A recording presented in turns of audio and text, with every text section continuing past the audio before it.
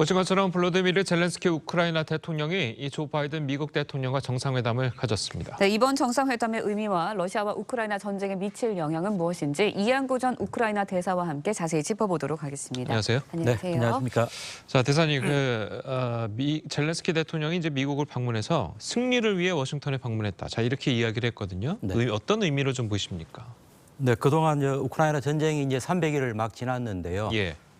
그런데 지난 9월, 10월, 11월, 12월마다 결정적인 좀 전기가 있었습니다. 예. 9월 달에는 동북부 하르키우 주를 탈환했고, 또 10월 달에는 이제 크림대교가 이제 폭파되었고요. 예. 또 11월 달에는 헤르손 주를 탈환했고, 또 12월에는 이제 우크라이나가 과감하게 이제 러시아 본토까지 이제 군사 기지를 공격을 했더랬습니다. 예. 이어서 이번 미국 방문은 우크라이나 전쟁의 어떤 결정적인 전기를 마련하는 그런 계기가 될 것 같습니다. 잘 아시는 대로 지금 겨울에 이제 겨울에 들어와 있고요. 우크라이나도 굉장히 힘든 시기고 또 유럽도 굉장히 힘든 시기인데 예. 자칫 대우가 흔들릴 수 있는 이런 상황에 미국을 방문해서 미국의 지원을 확보하고 미국하고 이제 우크라이나 간의 어떤 우위를 돈독히 하면은 우크라이나 사람들의 어떤 마음도 다시 잡고 유럽도 이렇게 좀 단합할 수 있는 그런 여러 가지 측면에서 결정적인 좀 전개가 될 수 있겠다 이런 생각이 듭니다. 예. 네, 미국과 우크라이나의 정상회담 굉장히 전격적으로 이뤄졌거든요. 또 미국이 이제 젤렌스키 대통령을 극비 작전을 통해서 마치 뭐 첩보 영화를 방불케 하면서 모셔오다시피 했습니다. 아무래도 러시아를 의식한 행보였다고 봐야겠죠. 첫 번째는 안전 문제가 있으니까 뭐 그럴 수밖에 없다고 봐야죠. 예. 예. 또 하나는 이제 젤렌스키 대통령이 아무리 미국이 초청을 해도 이제 어느 정도 이제 상황이 좀 통제가 되니까 좀 해외 나올 수 있다는 것도 어떤 국내 전국에 대한 좀 안정감에 대한 좀 자신감도 있지 않느냐. 예. 네. 예, 알겠습니다. 자, 그렇다면 사실 미국이 이제 젤렌스키 대통령을 처음 불렀다는 소식이 어제 들려왔을 때만 하더라도 네. 뭔가 이제 혹시 평화회담이 이루어지는 것 아니냐. 자, 이런 식의 예측들이 일각에서 나온 것도 사실이거든요. 네. 자, 그런데 뚜껑을 열어보니까 대사님 말씀하신 것처럼 오히려 더 내년 전쟁을 준비하기 위한 마음 다잡기, 그리고 러시아에서도 굉장히 반발하는 모습을 보였는데 네.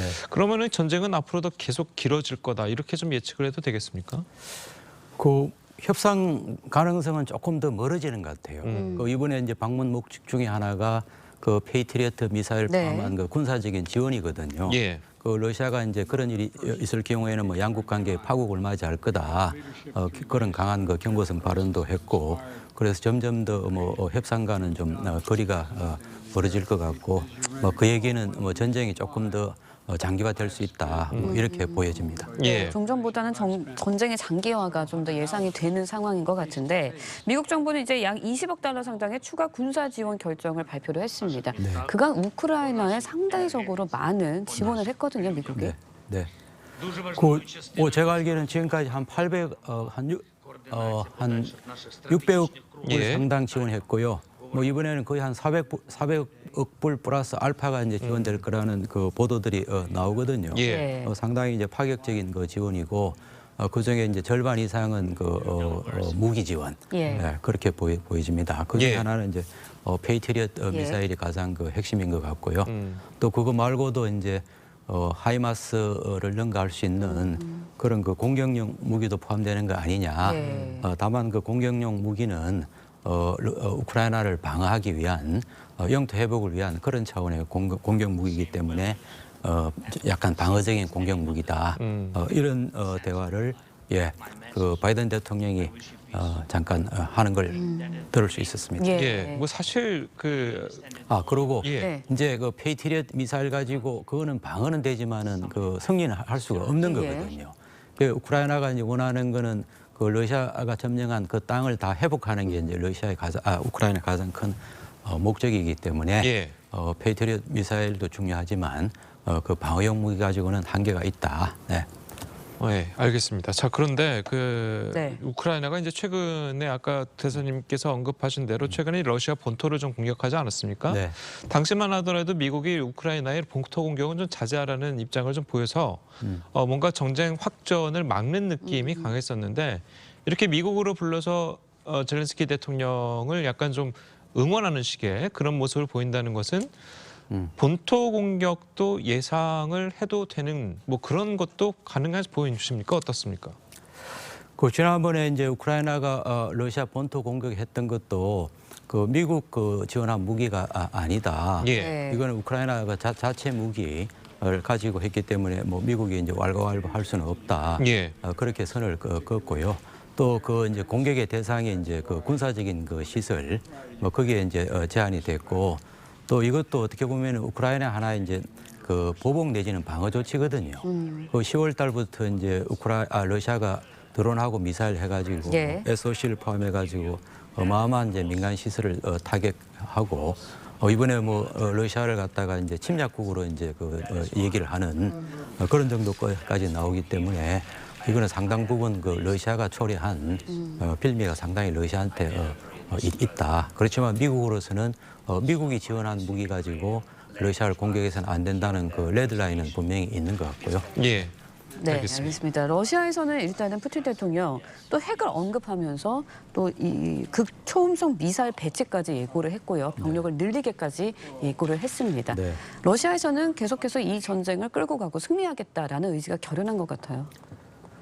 그 뭐 저도 러시아를 10년 있었지만 뭐 한 1000년의 러시아 역사를 보면요. 러시아는 절대 그 항복이 없어요. 예. 뭐 그런 차원에서 러시아가 이번에 뭐 이렇게 포기할 수도 없는 전쟁이고 다만 이제 러시아의 그런 의지와 실제 러시아가 승리할 수 있는 그런 역량하고는 이제 별개 문제라고 봐요. 예. 그래서 러시아가 지금 취할 수 있는 모든 조치는 그런 핵무기가 있다는 걸 과시하는 거하고 병력을 추가로 늘릴 수 있다는 예. 거. 뭐 그것 말고는 뭐 러시아가 지금 딱히 취할 수 있는 수단은 없는 것 같아요. 어떻게 보면 이것도 이제 러시아의 하나의 이제 절박감을 드러낸다 그런 걸로 좀 보여집니다. 그럼 네. 푸틴 대통령이 뭐 핵무기를 뭐 전장에 배치하겠다, 전투에 투입시키겠다 이런 것은 핵무기를 사용할 가능성이 있다고 보십니까? 사용할 가능성 뭐 없다고는 할 수 없지만 가능성은 거의 없다고 보여지고요. 지금 뭐 푸틴 대통령의 핵무기 사용 가능성에 대해서는 뭐 한두 번 언급한 게 그러니까요. 네. 아니고요. 그리고 이제 미국하고 나토도 이제 뭐 공식 비공식 채널을 통해서 분명한 메시지를 전달한 것 같고 또 이제 중국이라든지 인도조차도 뭐 이 핵무기 사용에 대해서는 그 굉장히 반대하는 입장이기 때문에 예. 러시아가 뭐 실제 핵무기를 사용할 가능성은 뭐 거의 없다 그렇게 보여집니다. 예. 네, 젤렌스키 대통령이 이제 미국 의회 연설에도 나설 예정으로 전해지고 네. 있습니다. 네. 어떤 메시지를 좀 낼까요? 아침에 그 젤렌스키 대통령하고 이제 바이든 대통령 그 환담하는 걸 봤더니요. 첫째는 뭐 어프리시에이션 고맙다는 예. 얘기를 너무 많이 했거든요. 정말 그거는 진정성이 충분히 있다고 보여지고 아마 제일 첫 번째 메시지는 그 고맙다는 걸 전달할 것 같고요. 네. 두 번째는 이제 어쨌든 이 전쟁이 그 자유민주주의를 갖다 대표하는 그 최전방이거든요. 그래서 이 전쟁은 이제 반드시 승리해야 될 필요성이 있다는 걸 좀 해서 미국 의회의 어떤 그 지원을 호소하는 그런 메시지가 되지 않을까 싶습니다. 예. 네.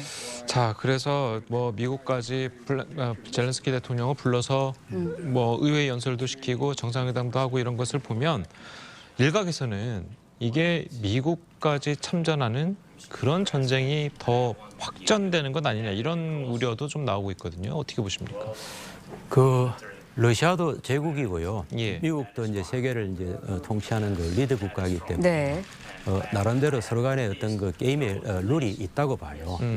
그래서 서로가 지켜야 될 레드라인은 좀 넘지 않으려고 예. 러시아도 노력하고 있고 미국도 노력하고 있거든요. 예. 이번에도 이제 미국의 어떤 그 참여는 뭐 무기 지원을 하지만 굉장히 이제 방어적이고 또 미군의 참여는 없다는 몇 가지 그 레드라인을 분명히 긋고 있고 또 지금 러시아도 지금 뭐 우크라이나하고 지금 전쟁을 하는 것도 벅찬데 네. 미국을 상대로 뭐 전쟁할 수 있는 그런 그 여력은 없고 또 하나 우리가 중요한 거는 이 전쟁을 그 푸틴의 전쟁이냐 러시아의 전쟁이냐 네. 이걸 우리 또 분리해서 볼 필요가 있습니다. 네. 그래서 이제 푸틴 대통령이 지금 가장 그 사면초가 있고 또 러시아 내에서도 이제 반전 여론이 점점 확산되고 또 국제 여론도 굉장히 이제 반 러시아 예. 쪽으로 있기 때문에 저는 뭐 미러 전쟁으로 확산한다 뭐 이런 거는 거의 없다고 보여집니다. 네. 예. 지금 상황에서는 어쨌든 종전 이야기는 나오지 않고 있는 것 같은데 그렇다면 이번 전쟁이 언제쯤 이제 최종적으로 끝이 날 거라고 예상하시나요? 그 제일 좋은 거는 뭐 그 미국 입장에서도 뭐 키신저 같은 사람이 그런 얘기 하잖아요, 그죠? 우리가 이제 러시아의 어떤 그 전략적인 그 균형자로서 역할이 상당히 중요하다. 그래서 지금 뭐 협상을 해야 될 때다 이런 얘기도 나오는데요. 그러나 지금 러시아하고 우크라이나하고 이제 협상의 어떤 그 조건을 찾기에는 너무 서로 간에 이제 갭이 크거든요. 예. 그래서 뭐 협상이 제일 중요한 줄은 알지만 푸틴 대통령이 있는 한 뭐 협상은 상당히 어려울 것 같다. 그럼 결국 이제 군사적인 상황으로 이제 종결이 될 텐데 저는 뭐 군사적인 상황이 굉장히 제한된 범위로 좁혀질 것 같아요. 예. 우리가 금년 22년 전에도 8년 동안 그 내전이 있었거든요. 아마 그런 정도로 이제 전쟁의 어떤 범위가 국제전으로 굉장히 좀 제한되지 않겠느냐. 그래서 완전한 뭐 전쟁의 종결은 당분간은 좀 기대하기 어렵고 그런 제한된 범위의 국지전으로 좀 지속될 가능성은 뭐 있다. 그리고 지금은 전황이 뭐 어떤 우크라이나의 어떤 그 항전하고 서방의 지원, 국제사회 또 여론 힘입어 가지고 군사적으로는 뭐 우크라이나가 훨씬 좀 우위에 있다. 그래서 이미 이제 러시아가 점령한 땅 중에 54%를 회복을 했거든요. 그래서 이제 그 54%가 뭐 30, 20, 10으로 아마 완전히 다 회복은 못할 수 있겠지만 그 아마 범위는 점점 좀 좁혀질 가능성이 많다고 보여집니다. 예, 알겠습니다. 자, 오늘 말씀 여기까지 듣겠습니다. 잘 들었습니다. 고맙습니다. 감사합니다.